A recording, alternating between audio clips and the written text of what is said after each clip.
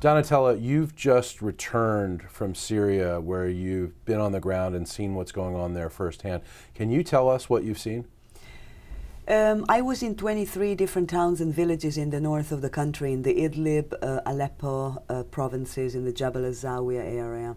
And it was in the wake of a very brutal military operation where government forces and paramilitary militia that are working alongside government forces had swept through villages and town with tanks, artillery, and had both shelled indiscriminately before going into the town, and then they went systematically house to house, took out young men, summarily executed them, in some cases set fire to the bodies, seemingly to kind of intimidate the community, burned down hundreds of houses, and then left and moved on to the next place where they did the same thing again. And it was a very similar pattern throughout, with the exception of the city of Aleppo, which remained firmly in government's hands, where there was absolutely no kind of armed opposition of any sort.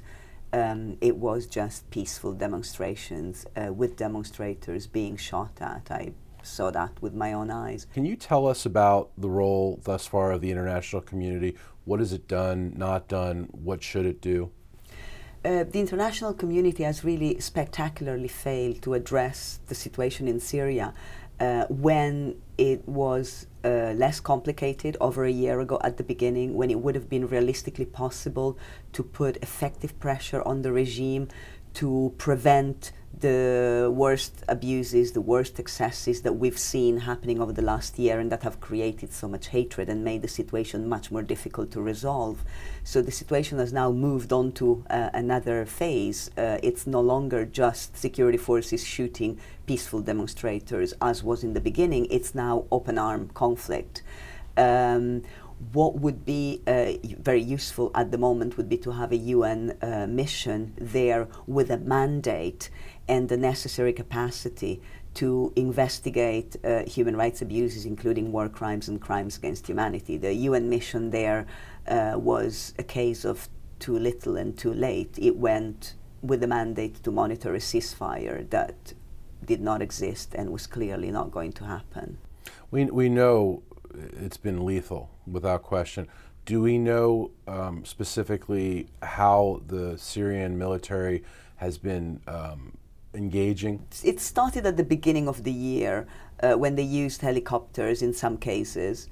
In recent weeks, as confrontations between government forces and armed opposition groups have become more lethal and government forces have lost more men on the ground, that seemed to have prompted greater use of helicopters.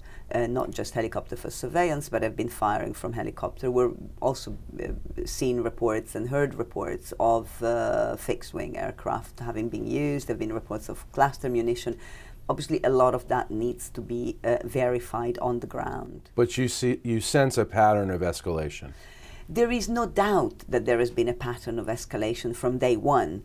I mean, again, I think it's worth remembering how this began, with a bit of graffiti scrawled on the wall of a school and some kids being arrested and tortured, 17 months ago, and it has been a continuous escalation since then. Changing gears a bit, let's discuss the opposition and how they are right now. You've observed them being able to operate more freely, I believe, possibly being better armed. We've had journalists' reports to this effect. What did you see?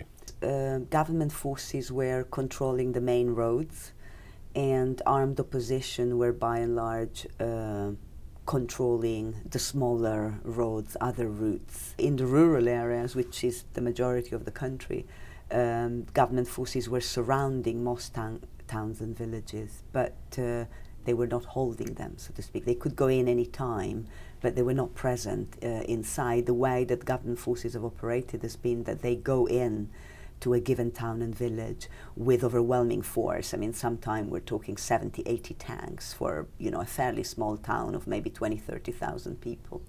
Carry out this very intense and very brutal operation, and then they leave and move on to the next place. Do you get a sense of any progression in the abilities and capabilities of the opposition? There has undoubtedly been progression over the last, I would say, 6 weeks. The armed opposition in the north of the country was beaten back very badly, precisely when the government forces launched this string of very intense and very brutal operation starting from late February through to April. Especially in the second half of May and through June and into July, we've seen armed opposition gaining more ground. And we're seeing more defections from the Syrian military by day. Do you attribute that to tactics they've been using, the brutality? Do you have any sense of that? I can only speak on the basis of the members of the armed forces that I spoke to while I was in Syria, both people who had deserted as well as young men who were still serving in the army and who were on leave. And you know what they said, I mean, including some who were on leave and were returning to their barracks because they were too terrified that if they deserted, that their families would be made to pay a very heavy price. Complicated and very tragic situation. Donatella, thank you very much for your time. Thank you.